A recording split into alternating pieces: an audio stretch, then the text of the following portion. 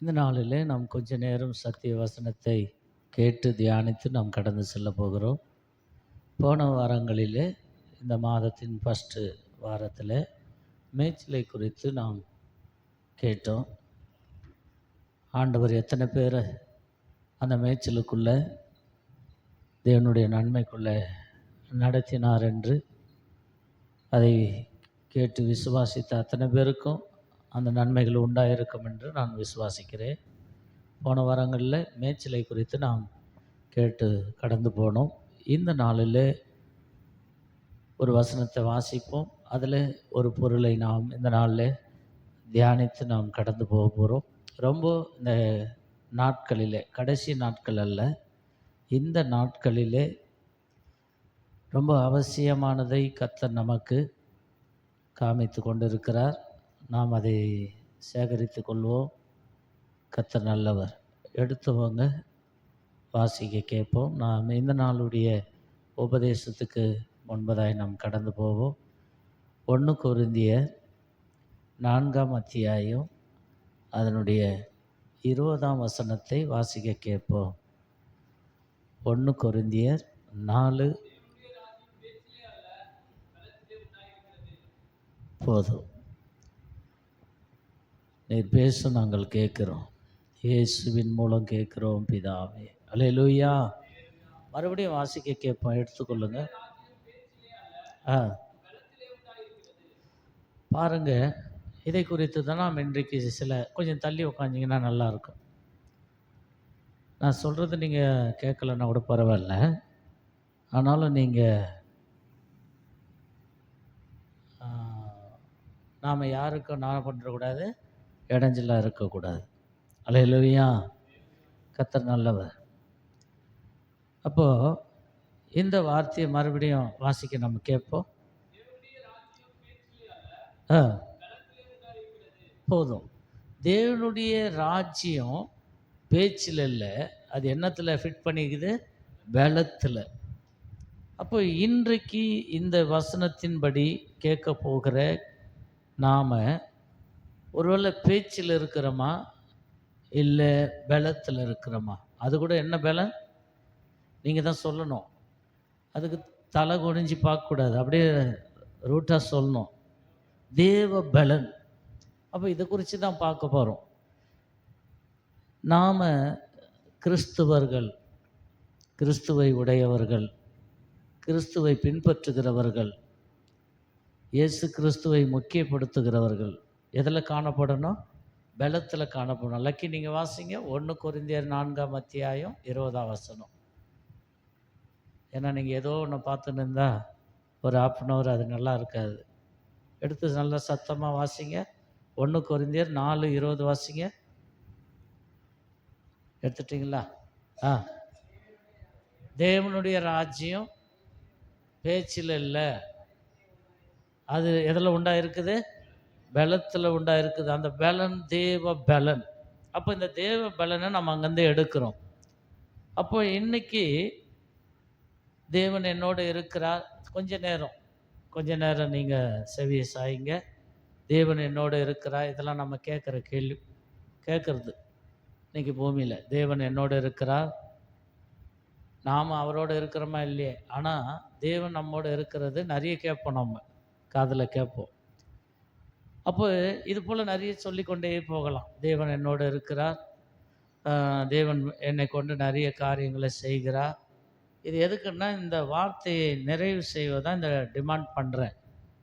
தேவன் என்னை கொண்டு நிறைய செய்கிறார், நான் நிறைய பாடலை பாடுகிறேன், நிறைய பாட்டை எழுதுகிறேன், அப்புறம் நிறைய நேரம் ஜெபிக்கிறேன், நான் தேவ சித்தத்தை செய்கிறேன். நல்ல விஷயம். ஆனாலும் இதில் என்ன இருக்குதுன்னா, இது எல்லாமே பேச்சியாக இருக்குது. இந்த வசனத்தை உங்களுக்கு முன்னே வச்சு காலையில் பேசுனது என்ன? அந்த சத்தியத்தின் முழுமையை மட்டும் சொல்லுங்கள். ஃபஸ்ட்டு மட்டும் சொல்லுங்கள். நீங்கள் இல்லையா? இருந்தீங்கன்னா, எவ்வளோ சீக்கிரமாக இருந்தீங்கன்னா எப்படி பிளஸ்ஸிங் வரும்? என்ன டாபிக்? எங்க லூக்கா 16:10.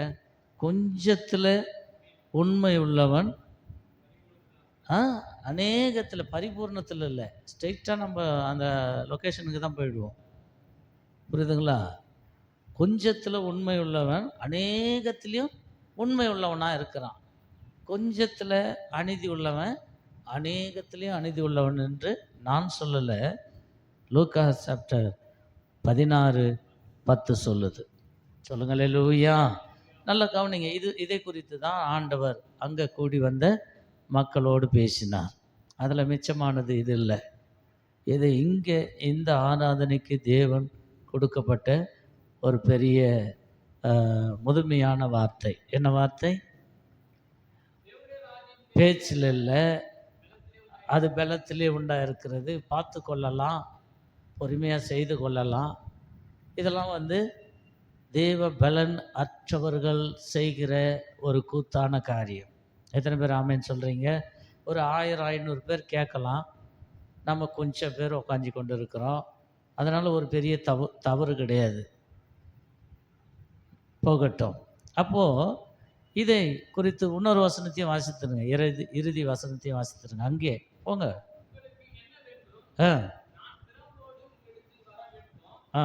கொரிந்தியர் தானே? கொரிந்தியர். பாருங்க, இந்த பவுல் அப்போஸ்தலன் பவுல் அடியார் ஒரு காரியத்தை சொல்கிறாரு. எங்கே அங்கே வெளிப்படுத்துறேன்னா, இது ஆண்டவர் சொன்ன வார்த்தை, இது இயேசுவானவர் சொன்ன வார்த்தை. தேவனுடைய ராஜ்யம் பேச்சில் இல்லைன்னு இயேசுவானவர் தம்முடைய சீசர்களோடு சொன்ன சுவிசேஷ புஸ்தகங்களில் நாம் பார்க்க முடியும். இதை பவுல் வடிவமைக்கிறார். இது மேலே வாசிக்கும்போது, மேலேன்னா 19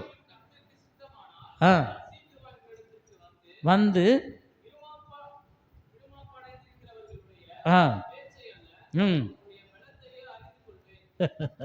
அல்லேலூயா.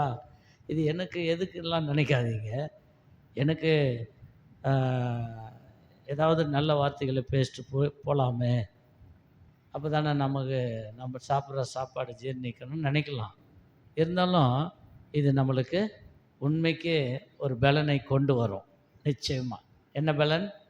ஏதோ இறைச்சியில் வர்றதோ இல்லை இன்னும் நல்ல நல்ல நல்ல ஃபுட்டில் வர பலன் அல்ல, தேவ பலன். தேவ பலன் அடைந்தவர்கள் அவர்களை இந்த பூமியின் சக்திகள் மேற்கொள்வதில்லை. எத்தனை பேர் ஆமீன் சொல்கிறீங்க? தேவ பலனை அடைந்தவர்கள் தேவ சித்தத்தை நிறைவேற்றி இருக்கிறார்கள். தேவ சித்தம் உங்களுக்கு அதை எப்படி நான் புரிய வைக்கணும்னா, அதுக்கு மீனிங் என்ன? தேவ சித்தம் என்னன்னா, பெரியவர்களுக்கு தேவனால் நடத்தப்படுகிறவர்களுக்கு தேவ சித்தம்னா என்னன்னு புரியும். இப்போ உங்களுக்கு என்னென்னா, தேவனுடைய விருப்பம் மீனிங் சித்தமாய் மாறுகிறது. சொல்லுங்கள் அல்லேலூயா. சங்கீதம் 4ஆம் சங்கீதம் அதனுடைய 7ஆம் வசனத்தை கொஞ்சம் வாசிக்க கேட்போமே. சங்கீதம் 4:7.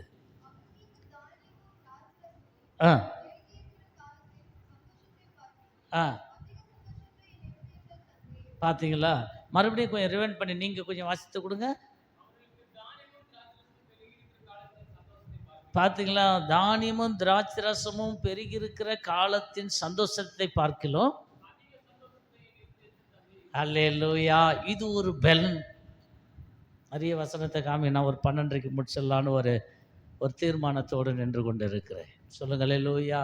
ஏன்னா நிறைய நான் அதனை பேசிங்க இல்லை, நான் பிரசங்கியாரும் இல்லை, தேவனுடைய நாவாக இருக்க நான் விரும்புகிறேன். அல்லேலூயா. அதிக நேரம் பேசுகிற அதிக பிரசங்கம் இல்லை, நான் நல்ல பிரசங்கம் பண்ணுகிற நல்ல பிரசங்கியாரும் கிடையாது. தேவனுடைய வார்த்தையை உணர்த்துகிறதை உங்களோடு பகிர்ந்து கொண்டு இருக்கிறேன். அப்போ பாருங்கள், மறுபடியும் அந்த வசனத்தை சங்கீதக்காரன் தாவீது இந்த 4:7 முடிக்கும் போது சொல்கிறாரு, பெருகிருக்கிற காலத்தின் சந்தோஷத்தை பார்க்கிலும். என்ன சந்தோஷம்? அதிக சந்தோஷத்தை என் இருதயத்தில் தந்தீர். இதுதான் தேவ பலன். இன்னும் இது மாதிரி நிறைய வார்த்தைகளை நான் போட்டு உங்களுக்கு என்ன பண்ணால் ஷேர் பண்ணலாம். இன்னொரு பலனை நான் உங்களுக்கு காமிக்கிறேன். நியாயாதிபதிகள் புஸ்தகம். இப்போ பிள்ளைங்க வாசிக்கிறதுக்கு வாஞ்சிக்கணும். அப்போ தான் உங்களிடத்தில் ஆண்டவர் என்ன பண்ணுவார்? அசைவாடுவார். அசைவாடனா உன் அஸ்திவாரம் மாறும். இதுக்கு ஒரு ஆமேன் சொல்லுங்க.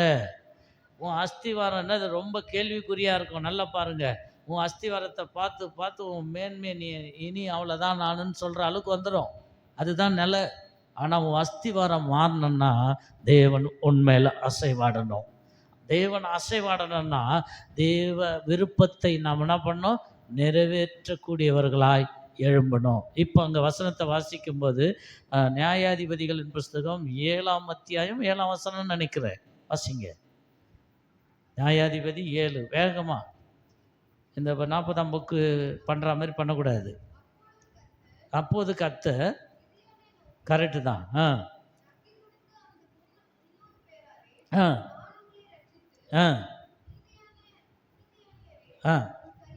பாருங்க. இப்போ பாருங்க, அந்த கையில் ஃபஸ்ட்டு தாவீது என்ன சொன்னார்?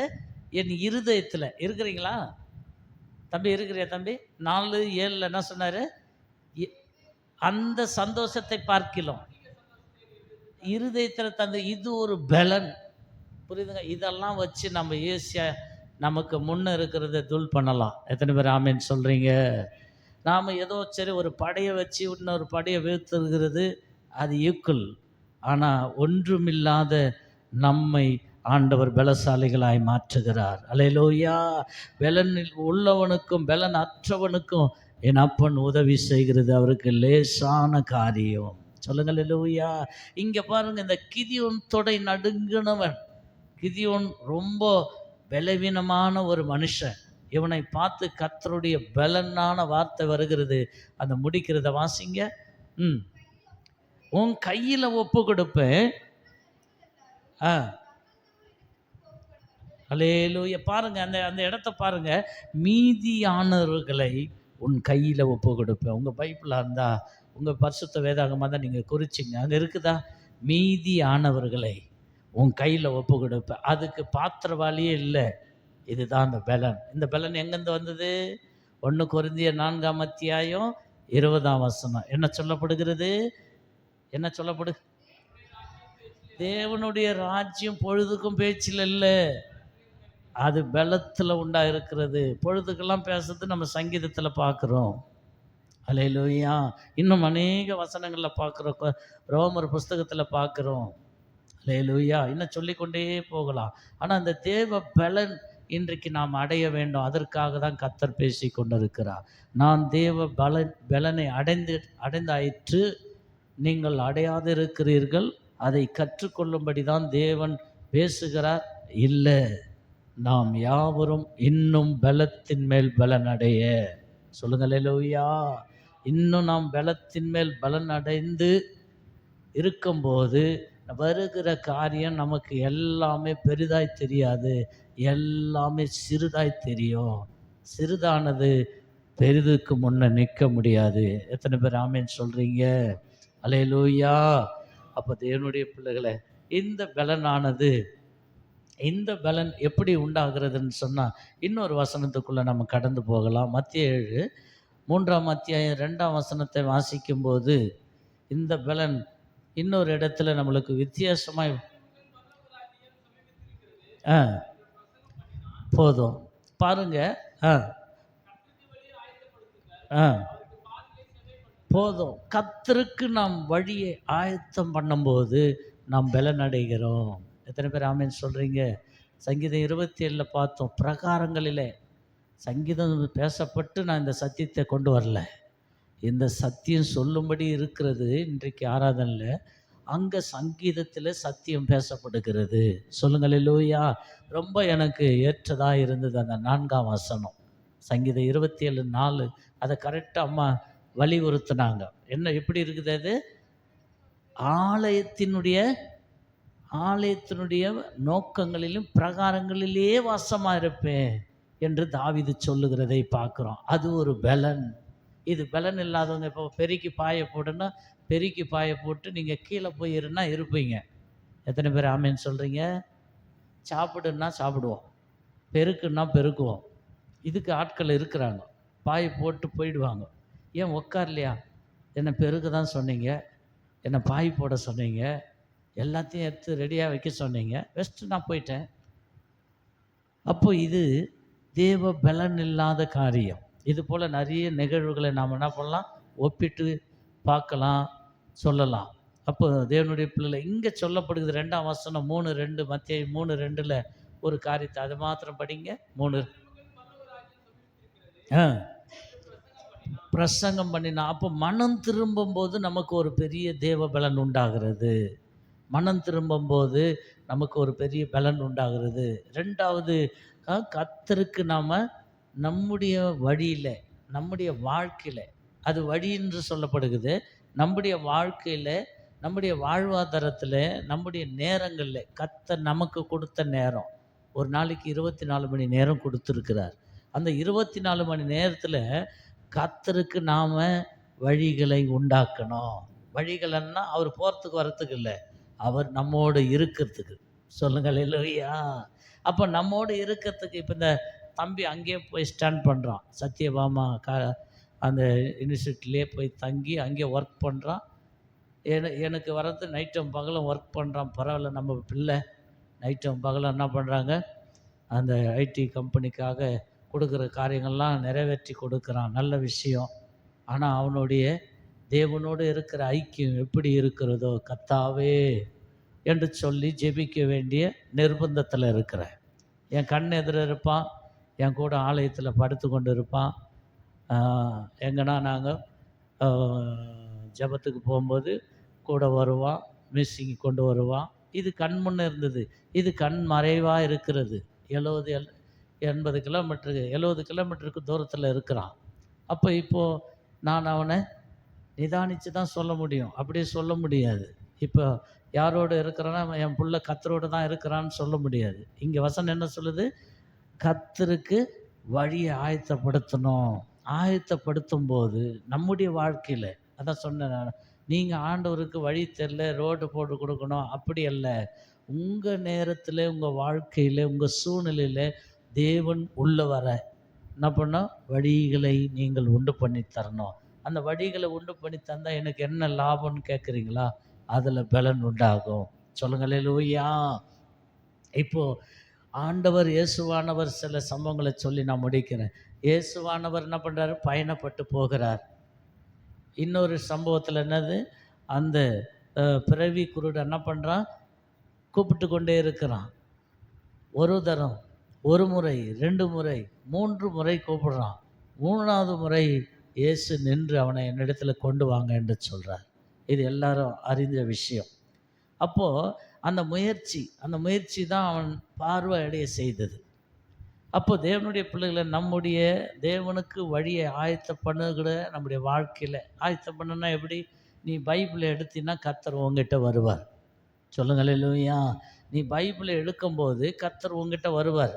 நீ பைபிள் எடுத்துன்னு ஒரு இடத்த செலெக்ஷன் பண்ணுறன்னா ஆவியானவர் அந்த இடத்துல இறங்கி வருவார், பிரசன்னம் மேலே வரும். இப்போ நீ பைபிளை படிக்கலாம், கொட்டாயி வராது. அல்லேலூயா.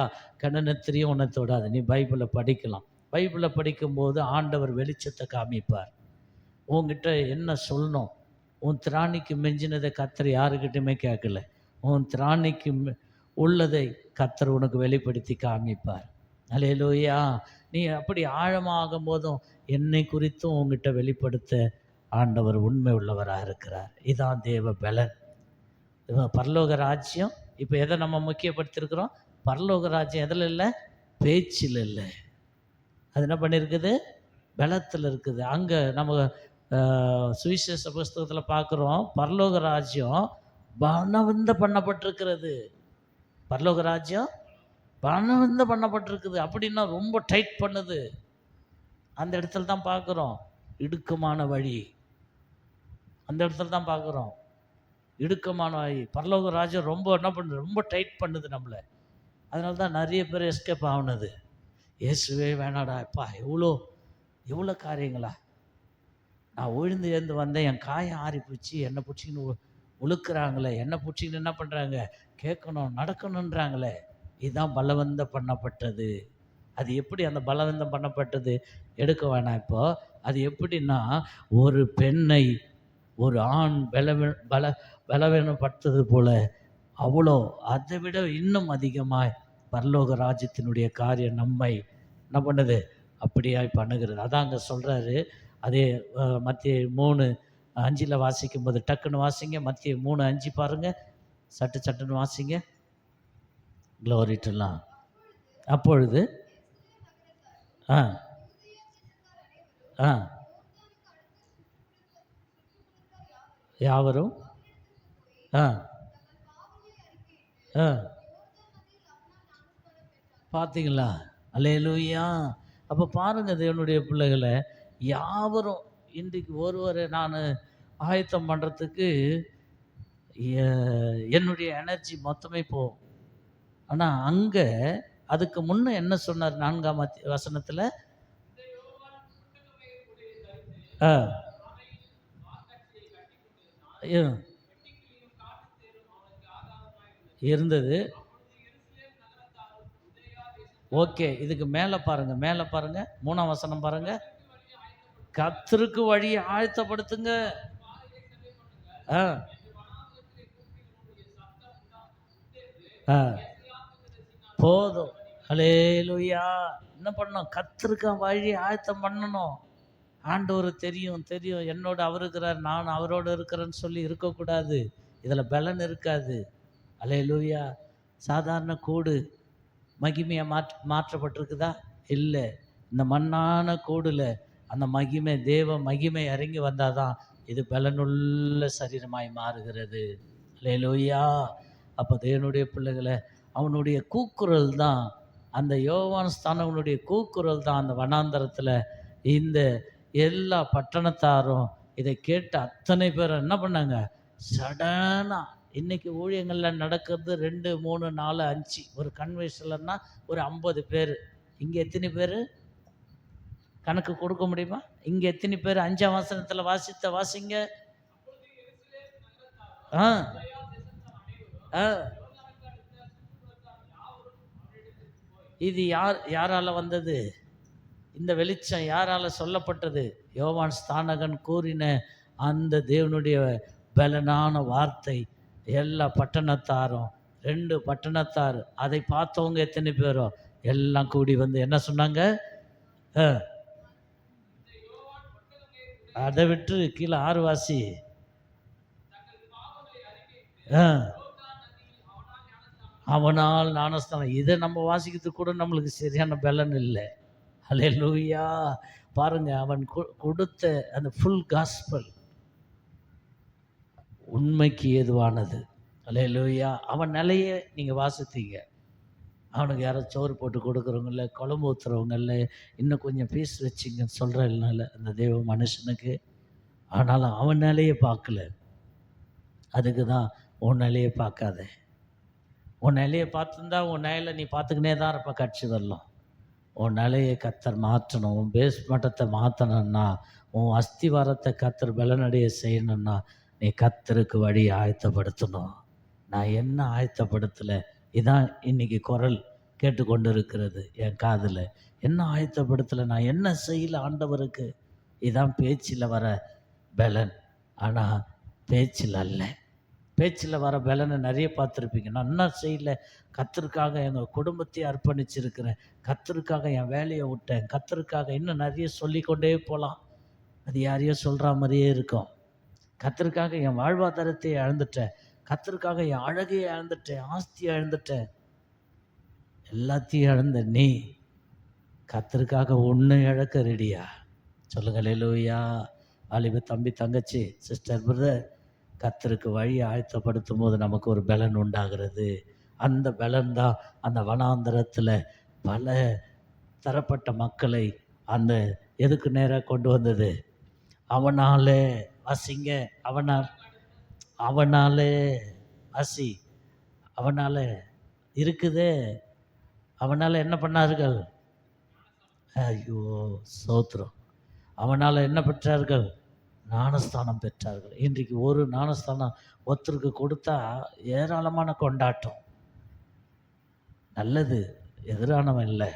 ஆனால் இங்கே முழுக்க பலத்தில் ஞானஸ்தானம் பெற்றார்கள். அல்லேலூயா! இன்னொரு வசனத்தை காமித்து நான் நிறைவு செய்கிறேன். எபிரேயருக்கு எழுதின நிருபம் அதனுடைய 2ஆம் அத்தியாயத்தை எடுங்க. 2:8 வாசிக்கலாம். 7லேருந்தே வாசிக்கலாம். ம் ம் ம் ம். எபேசியர் 2:7. எபேசியர் 2:7. ஆ உட்காரவும் செய்தார்.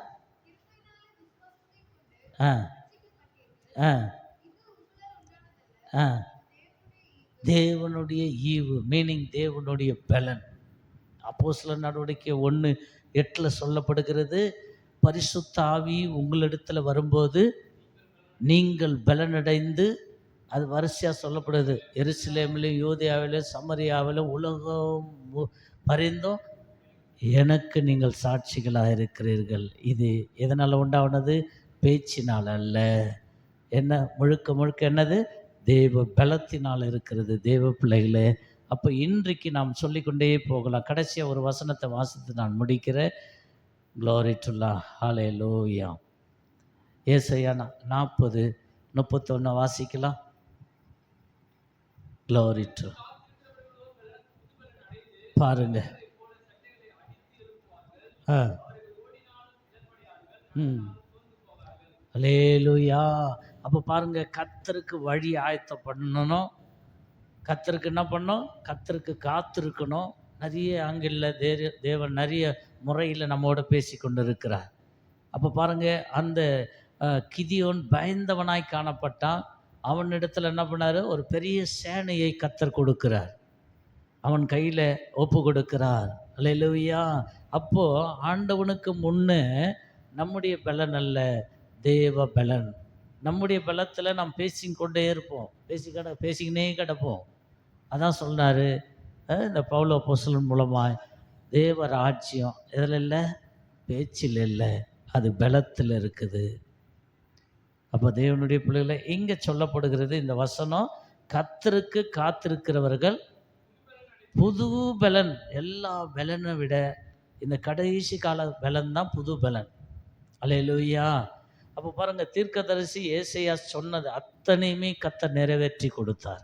புது பலன் இந்த நாட்களிலே, இந்த கிறிஸ்துவின் வரப்போகிற இந்த நாட்களிலே புது பலனை கர்த்தர் நமக்கு வைத்திருக்கிறார். அல்லேலூயா.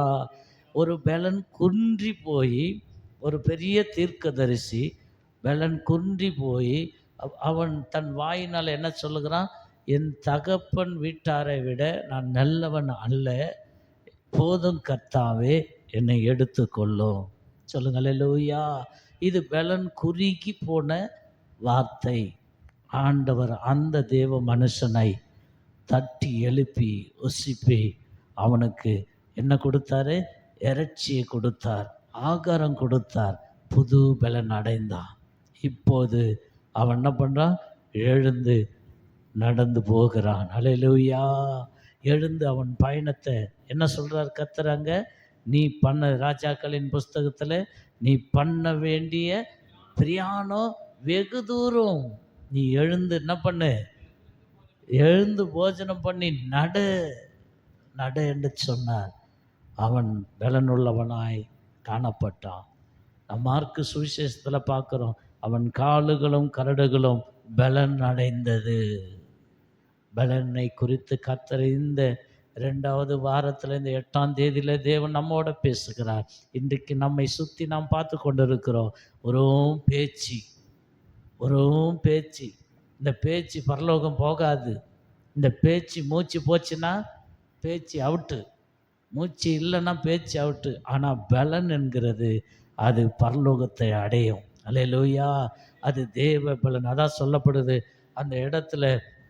ஏசாயா தீர்க்க தரிசன புஸ்தகத்தில் இளைஞர்களை காமிக்கிறார். இளைஞர்களை காமிக்கிறார். அப்புறம் வாலிபர்களை காமிக்கப்படுகிறது. இந்த தேவ பலனுக்கு ஒப்பிட்டு கடைசியில் காத்திருக்கிறவர்கள், கர்த்தருக்கு காத்திருக்கிறவர்கள் புது பலனை அடைந்து கழுகை போல சட்டைகளை அடித்து உயர எழும்பார்கள். அப்போது தான் வாக்கு தத்துவம் சொல்லப்படுது, அவர்கள் ஓடினாலும் நிலைப்பட, நடந்தாலும் சோர்வடையார்கள். அல்லேலூயா.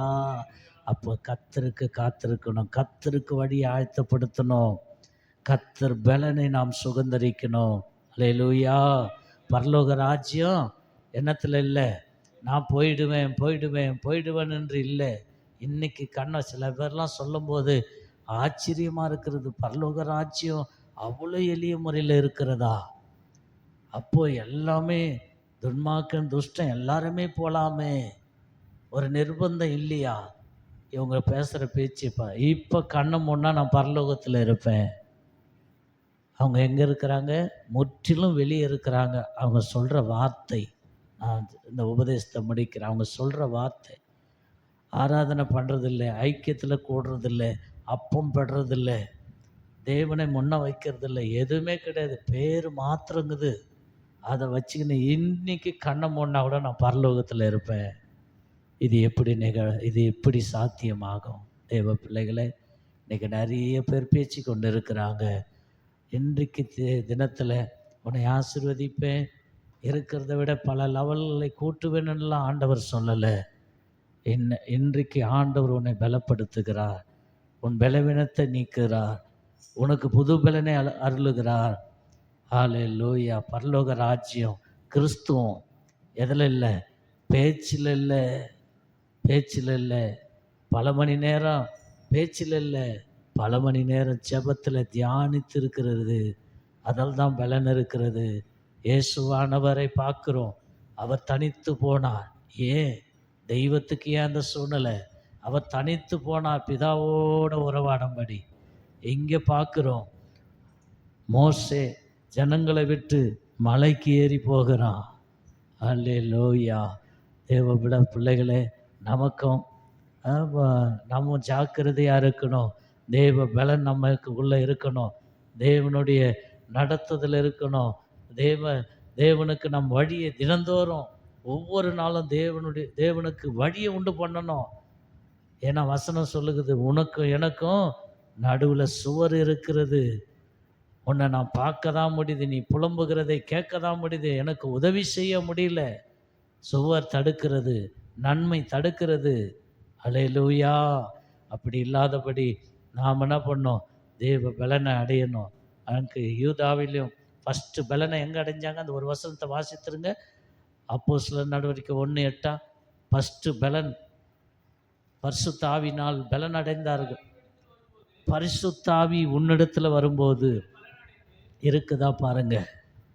மீதி பலன்லாம் இறைச்சியில் வர்றது, நமக்கு சில ஆசீர்வாதங்களில் சில பலன் வரும்.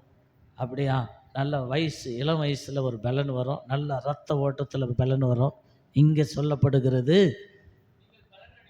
பரிசுத்த ஆவி. ஏன் விட்டுறீங்க? பரிசுத்த ஆவி உங்களிடத்தில் வரும்போது நீங்கள் பலனடைந்து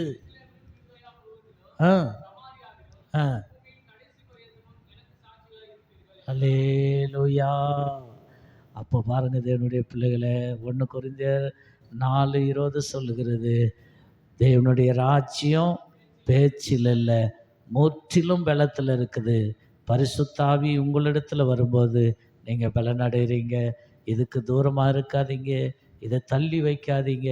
பரிசுத்த ஆவியினால் நடத்தப்படுங்க, பரிசுத்த ஆவியினால் நிரப்பப்படுங்க. பரிசுத்த ஆவியானவர் அபிஷேகம் உங்கள் மேலே இருக்கும்போது பலன் உள்ளவர்களாய் மாறுறீங்க. உங்களுக்கு எதிராய் வெட்டப்பட்ட கொடியில் அவன் விழுகிறான், வெட்டினவன் விழுகிறான். உங்களுக்கு எதிராய் வைக்கப்பட்ட நுகங்கள் முறியடிக்கப்படுகிறது. எல்லாரும் அப்படியே இருந்திருக்கலாம். அல்லேலூயா, அல்லேலூயா, அல்லேலூயா. உம்மை துதிக்கிறோம், அல்லேலூயா, உம்மை துதிக்கிறோம், அல்லேலூயா. கிருபையே உம்மை துதிக்கிறோம். பேசின வார்த்தைகளை கொஞ்ச நேரம் தம்பிங்க தங்கச்சிங்க அதை என்ன பண்ணுங்க, ஞாபகப்படுத்துங்க. அல்லேலூயா.